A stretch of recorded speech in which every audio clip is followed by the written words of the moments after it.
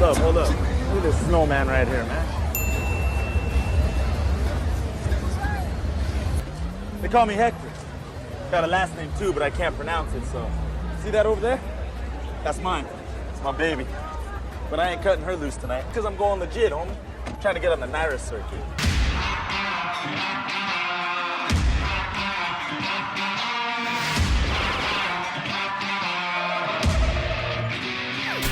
What is up, everybody? Welcome to the Burndown YouTube channel. That is right, we're gonna go hang out with the homies Hector and Jesse from the Fast and Furious 1. We're gonna go to an import face-off event and we're gonna run the Maliboom and have some fun with it. I was just fielding some questions on here, and I don't know if it got deleted, I couldn't find it again, but he was like, why don't you run the car more, Dane? Let's get back to fun. The drag and drive stuff is cool, but when are you gonna race your car again? Well, my friend, the short answer to that is budget.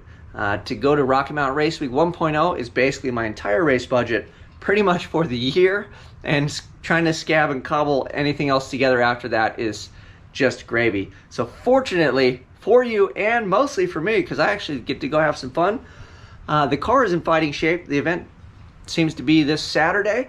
The guys from War are going, and I was going to go watch and support, and I figured, well, hell, if we're going to go out there, might as well throw the turd on the trailer and take it out there, because the event's only 30 bucks to race. FoMoso's a nice track, quarter mile. It's like sea level, so the car should boogie, even though we're not really turned up. We don't have all the fun bells and whistles rock and roll on the thing, but we put a new pump in, fresh wiring to the pump, to the relay.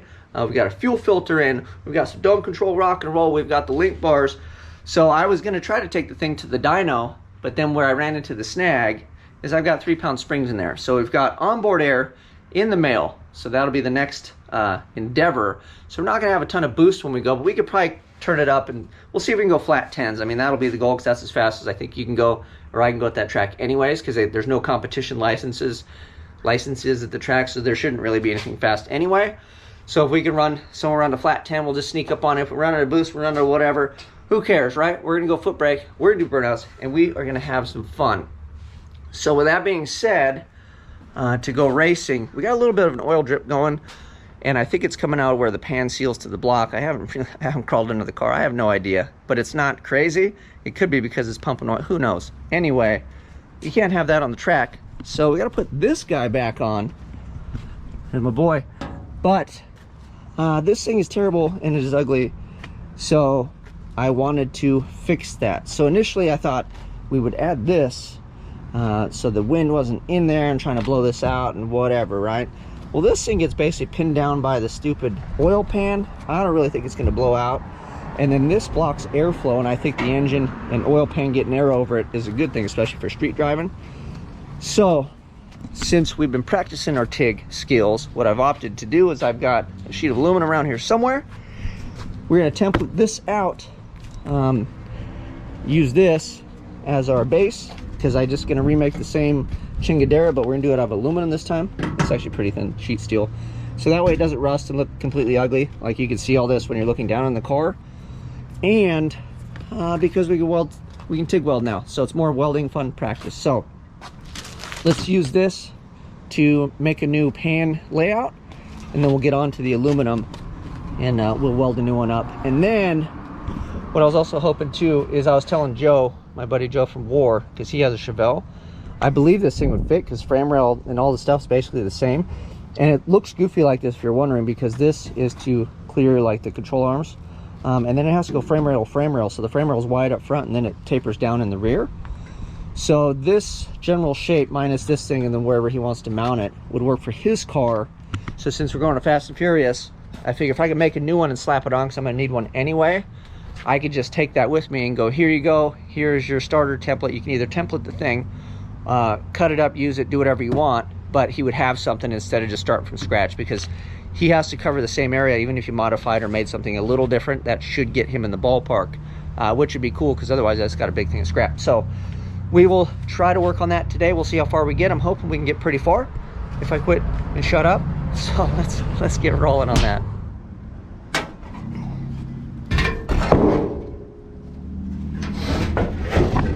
All right.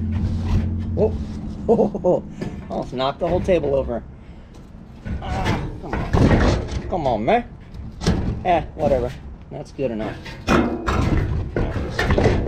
We'll do that with her. So we'll flip it upside down, and then we will tape a few of these guys together. And then what I will do is from the bottom, we will get the shape of this guy, and then it has to go up 2 inches on the sides as per NHRA rules. And then they don't specify like the thickness, because I looked and looked, but we chose a basically like a 0.95, maybe a little thinner aluminum. So it's basically like an 1/8 inch aluminum that we're gonna make our pan out of. So let me tape these together, kind of trace it out. I'll show you guys what that looks like. And then, like I said, we'll leave extra because I got to be 2 inches over that for these little side skirt deal guys. And then some of these we'll be able to break. Like if you watch the other video before, we'll leave them in there. We can break those up. And then this center section, I got to make a strip piece and then weld it to it. And then, like I said, I couldn't weld aluminum a few months ago, but now we kind of can. So what we'll do is we'll just booger one of those together, held it's under the car. At least it won't rust and look ugly. And Bob's your uncle.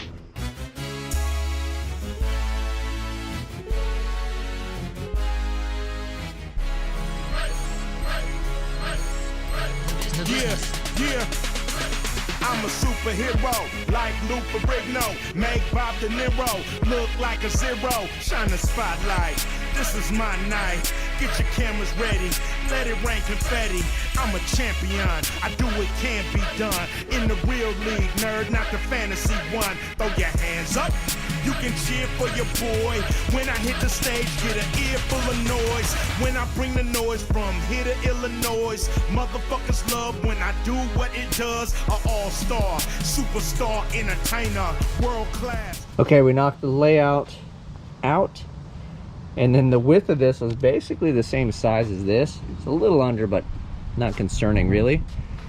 So we just added the 2 inches. This is the 2-inch little side guy, you know, it'll fold up. So the next step, we'll cut this out on my sketchy lines here, and then this will be our template. We can transfer that to aluminum, and then as you can see, we're gonna have a gap from here to here. But on this guy, I tried to leave as much as possible, so I think I folded this up and that up and welded it here, and then we have all these welds here to facilitate this because I didn't know what I was going to do.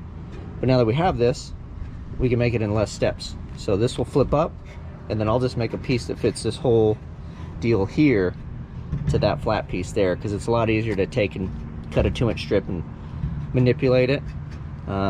We'll have a bit more welding on the edge, but whatever, that's life. So yeah, we'll have to weld that whole deal on the bottom, but this is good practice, right? So let me cut this thing out, throw it on the aluminum. We'll trace it out and then get to cutting. Cutting aluminum sucks, by the way, with like the 4-inch grinder. We'll see. I don't think I got a way around it because of width, but we'll use the stomp shear as much as we can, and then we get after it with the old 4-incher, and hopefully we can be precise enough that our welds will be decent, because MIG is different from TIG. You got to be close on your stuff. Wish me luck, boys. Here is our pattern on our aluminum. This is a rim piece. You can see she scratched up. It was cheap. It's 080, so it's a little thinner than 090, so it's just under 1/8 inch material, but it should suffice for what we're doing. And then we were a little shy, so I've centered the pattern, but you can see we're a little shy on the old flapperoo. This would be our box portion when we break it up, so we'll have to compensate on here, but I centered it up. We'll draw it in here, and we'll take the pattern off, and then we will scoot this over and make sure we've got a nice 2-inch square. We'll just bring that down. So let me trace it on here, and then we'll get to cutting. I have the layout basically cut out. Now we have to worry about breaking this. I do have a brake. It's a cheap Harbor Freight guy. I don't know if we'll be able to facilitate this one and keep it straight. So I don't know. And then this one is inset from here. So I know we could do this one and that one. If we can figure out how to finagle it around the brake, like let it hang out, but I got a bunch of crap in the way. We could probably break those like on the edge of the thing. You know, if I tried, and then I don't know if we could do that one. So let me see what fits and what doesn't. And then worst case, we could score all these just real light. And then we'll just beat it as usual. That's probably gonna be what we end up doing anyway, but let's see if it'll fit in the brake.